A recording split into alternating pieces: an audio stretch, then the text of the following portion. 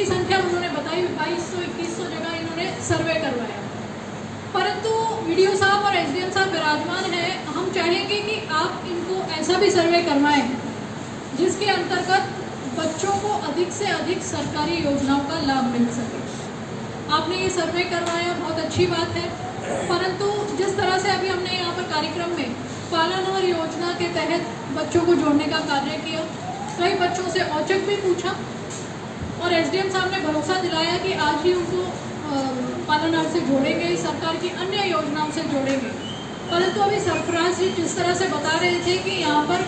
आधार card के हेतु सुविधाएं उपलब्ध नहीं है बनाने हेतु, तो उसके लिए अभी इस बैठक के बाद कलेक्टर से टेलीफोन पर हम बातचीत करेंगे और उनको कहेंगे कि कोटड़ा के लिए ये सुविधा अधिक से अधिक करें, ताकि हमारा प्रत्येक घर में सभी बालक जो हैं वो आधार से जुड़ सकें और सरकार की योजनाओं का लाभ प्राप्त कर सकें। जिस तरह से आप लोग जो सामने विराजमान हैं, अभिभावकगण, यहाँ के स्वयंसेवी संस्थाओं ने जानकारी दी कि यहाँ पर स्कूलों की स्थिति कुछ ठीक नहीं है।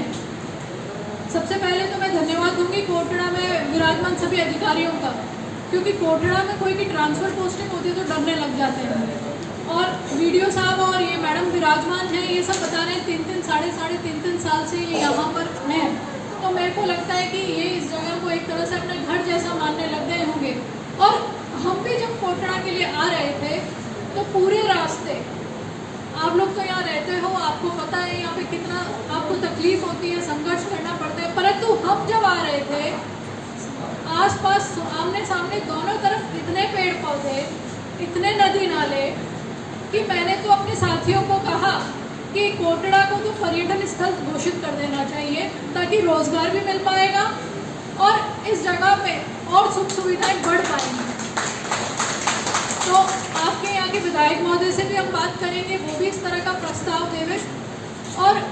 जिस तरह से आप लोग यहाँ पे बता रहे थे कोटड़ा में अपनी और अधिक समस्याओं के बारे में, आने वाला जो बजट है राजस्थान सरकार का, उस बजट के लिए हम भी बाल आयोग की तरफ से आदरणीय मुख्यमंत्री जी को प्रस्ताव देंगे, ताकि हम कोटड़ा को अच्छा तरह से विकसित कर सकें, स्थापित कर सकें, ताकि अभी हमारे साथी को ये भी जानकारी है कि यहाँ से बाहर जो बच्चे जाते हैं वो गुजरात खेती के लिए बच्चों को उपयोग लिया जाता है, क्योंकि बच्चों के जो नन्हे हाथ होते हैं कपास की खेती में, उनसे आराम से काम हो पाता है, कम बच्चों को काम भी अधिक करवाया जाता है, आमदनी भी कम दी जाती है, उनका भविष्य भी खराब होता है। तो उन सब चीज़ों को लेकर बाल आयोग बहुत चिंतित है, राजस्थान सरकार बहुत चिंतित है। आवश्यकता है तो बैठकर ये तय करने की, ये विचार करने की और ये सोचने की कि किस तरह से हम इन सब चीज़ों से निजात पा सकें। मुझे खुशी है कि एक स्वयंसेवी संस्था के साथी बता रहे थे कि पिछले से 2 से 3 वर्षों में इसका आंकड़ा कम हुआ है, तो मुझे लगता है कि हम सही दिशा की ओर आगे बढ़ रहे हैं, परंतु आवश्यकता है इस पर और अधिक कार्य करने की, ताकि इस तरह की खबरें जो हमारे मीडिया के साथी सामने विराजमान है, इस तरह की खबरें जो है वो बिल्कुल ही बंद हो जाए, सकारात्मक खबरें आने लगे कोटड़ा से भी। अभी जो बच्चियों को मैं पुरस्कार दे रहे थे, मुझे बड़ी खुशी हुई कि 10वीं कक्षा की बच्ची का भी अच्छे नंबर से उत्तीर्ण होने पर हमने यह सम्मान किया। तो आने वाले समय में ऐसी सकारात्मक खबरें बाहर आए कि कोटड़ा में कोई बच्ची जो है वो कलेक्टर लग गई, कोई बच्चा जो है वो पुलिस में चला गया, कोई बच्चा जो है वो यहाँ से राजनीति में आगे बढ़ गया, यहाँ का जाया जन्मा व्यक्ति, बेटा या बेटी विधायक बन गए, तो वो अपने क्षेत्र की समस्या को और आराम से उठा पाएंगे और यहाँ अच्छा कार्य करवा पाएंगे। तो ये सब चीज़ें तभी हो पाएगी जब हम शिक्षा से अपने बच्चों को आगे बढ़ाएंगे। यहाँ इतनी सारी माताएं बहनें बैठी हैं, इतनी माताएं बहनें विराजमान हैं, मुझे नहीं पता कि आपको मेरी बात समझ आ रही है कि नहीं, आप उनकी समझ पा रहे हो कि नहीं, परंतु मैं चाहूँगी जितने लोग विराजमान हो, यदि आपको मेरी बात समझ आ रही है तो आप यहाँ से ये प्रण लेकर जाए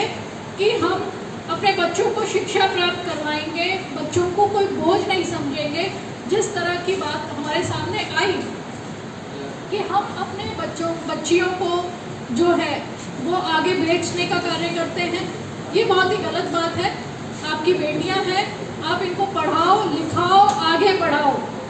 ताकि ये आपके परिवार का नाम रोशन करे, आपके समाज का नाम रोशन करे, कोटड़ा का नाम रोशन करे। आप समस्या से समाधान ना करें कि हमने बच्ची को बेचा, 25,000 मिले, 50,000 मिले, 1 लाख मिले, उससे होगा क्या? आपका 1 साल आराम से निकल पाएगा या 3 महीने या 4 महीने, पर बेटी तो हाथ से चली गई ना। आज अपन ने बेटी को जन्म दिया, उसको बड़ा किया, और क्या इसके लिए बड़ा किया कि आज हम ये काम करें? तो मेरा आपसे निवेदन है कि आप कृपया करके बच्ची को बोझ ना समझें और इस तरह की कार्य ना करें। इस तरह का प्रण लेकर यहाँ से जाएं आप, मुझे खुशी होगी। और आप अपने दोनों हाथ ऊपर कर कर मुझसे वादा करें कि आप जो इस पांडाल में विराजमान हैं वो कम से कम अपने बच्चों को शिक्षा से वंचित नहीं रखेंगे, पढ़ाई कराएंगे, बच्चियों को काम के लिए किसी और जगह पर नहीं भेजेंगे, बच्चियों को अपने से ज़्यादा उम्र के व्यक्ति से विवाह नहीं करवाएंगे और बच्चियों को बेचने का कार्य नहीं करेंगे। दोनों हाथ ऊपर करके मुझसे वादा करें। मुझे खुशी है कि आप तक मेरी बात पहुंच पाई।